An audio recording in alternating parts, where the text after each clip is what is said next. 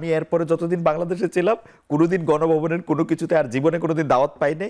প্রধানমন্ত্রী in waiting Tarique Rahman সাহেবের জন্য বিব্রতকর হইতে পারত। তো মজার ব্যাপার হয়েছে যে প্রশ্নটার একটা ভালো উত্তর উনি দিয়ে ফেলছে। ওই যে চট করে বলে ফেলা, যে সিদ্ধান্ত নেওয়া যে আমার একটা আচরণ বা আমার একটা কথায় সিদ্ধান্ত নেওয়া যে খালেদ মহিউদ্দিন এই জাতীয় সাংবাদিক ওই দলের এই যে ট্যাগিংটা এইটা শুরু হলো কিভাবে? আমার কাছে মনে হয় যে এইটা মোরললেস ছিল। আমি ওইটা ওইরকম কিন্তু সোশ্যাল মিডিয়া অত ওইরকম ছিল না বলে আমি আপনারে বলি যে 2015 সালে যখন ঢাকায় মেয়র ইলেকশন হলো, যেটাতে মেয়র আনিসুল হক মেয়র হয়েছিলেন, তো সেইখানে আমি প্রধানমন্ত্রীকে সেই সময়কার প্রধানমন্ত্রীকে প্রশ্ন করতে গিয়া তো হ্যাঁ গণভবনে আমি তো ধাপে ধাপে যে আমরা তো স্বাধীন আছি, এখন কি স্বাধীন ভবিষ্যতে থাকবো কিনা, এই 3 দিন পরে ভবিষ্যতে থাকবো কিনা, তো ওইটার ক্ষেত্রে উনি উনার মতো করে জবাব দিছেন। ওনার কাছে মনে হয়েছে যে খুব, আমার ধারণা ওনার কাছে মনে হয়েছে যে খুবই বেয়াদবিমূলক প্রশ্ন আমি করছি। উনি আমারে জবাব দিছেন, উনি হচ্ছে এরকম করে বলছে যে পেঁচা পেঁচা আমি ধরি তার লোক টোক পাইলে। স্পষ্টত বোঝা গেছে তিনি বিরক্ত হয়েছেন। উনি যেই বিরক্ত হইলেন এইটার দুইটা ফল দেখা গেল। এক হচ্ছে আমি এরপরে যতদিন বাংলাদেশে ছিলাম কোনোদিন গণভবনের কোনো কিছুতে আর জীবনে কোনোদিন দাওয়াত পাই নাই। আর দুই হচ্ছে এইটা আমার আবার খুব একটা এজ দিল যে হ্যাঁ প্রধানমন্ত্রীর প্রশ্ন করে একটা বিপদে ফেলছে বা প্রধানমন্ত্রীর প্রশ্ন করে একটা সমস্যায় ফেলছে, এটা আমার আবার খুব জনপ্রিয়তা দিল।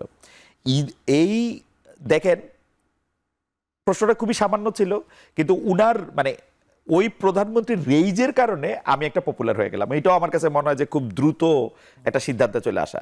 মানে পপুলার মানে আমারে হয়তো লোকে চিনতো, কিন্তু প্রশ্নটা আমারে অনেক, যেটাকে বলে যে কোট আনকোট হিরোতে পরিণত করলো।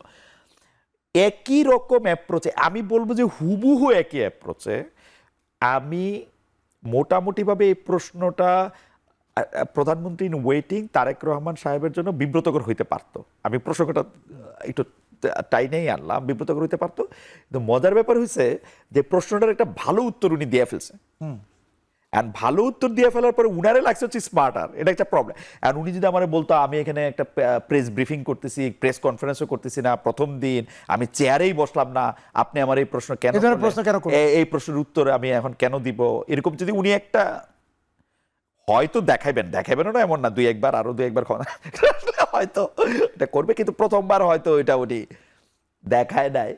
ওই যে দেখায় নাই এবং তার যে স্মার্ট মনে হয়েছে, তার এই স্মার্ট মনে হইল কেন?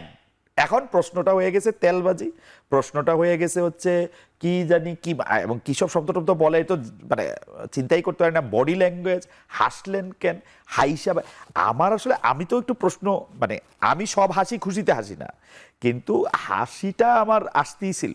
কিন্তু মির্জা ফখরুল ইসলাম আলমগীরের চেহারা থেকে আরো বেশি আসছে, কারণ Mirza Fakhrul Islam Alamgir being the veteran politician, উনার কিন্তু মনে হয়েছে যে এটা খুবই বিব্রতকর প্রশ্ন। কারণ সারা জায়গাতেই ইলেকশন ইঞ্জিনিয়ারিং এর কথা হইতেছে, ইলেকশন ইঞ্জিনিয়ারিং এর প্রশ্নটা করার ফলে এটা একটা দোধারি তলোয়ার। উনি যদি বলে হয় নাই তাহলে উনি জানবে কেমনে, উনি যদি বলে যে হয়েছে তাহলে এটা কোন দিকে হয়েছে, এটা কেমনে কবে। এই জন্য আমি কিন্তু একটা প্ল্যাটফর্ম লে করছিলাম যে আপনি বলছিলেন যে এটা সহজ হবে না, কিন্তু দেখা গেল আপনি 200 আসনে পাস করছেন। তো এইটা আপনি এইটা বলার জন্য আমি একটা আবার এটার মধ্যে একটা লেয়ার দিছি যে যদি অভয় দেন তাহলে বলি 200 আসনে পাস করতে কি ইঞ্জিনিয়ারিং করতে হইলো, তো এইটা কইতে গিয়ে আমার এমন হাসি আসে। আর মির্জা ফখরুল ইসলাম আলমগীর এটা সেন্স করছে বেশি, মানে ওনার পাশে বসে, এবং উনি যেহেতু একটু ভেটারেন পলিটিশিয়ান, উনার কাছে মনে হয়েছে যে মানে, এবং উনি কিন্তু হাত টাত নাইরা টাইরা আগে এমনি বলে রাখি, এমনি বিএনপির মধ্যে কিন্তু মির্জা ফখরুল ইসলাম আলমগীর আমার অনেক বেশি পছন্দ করে।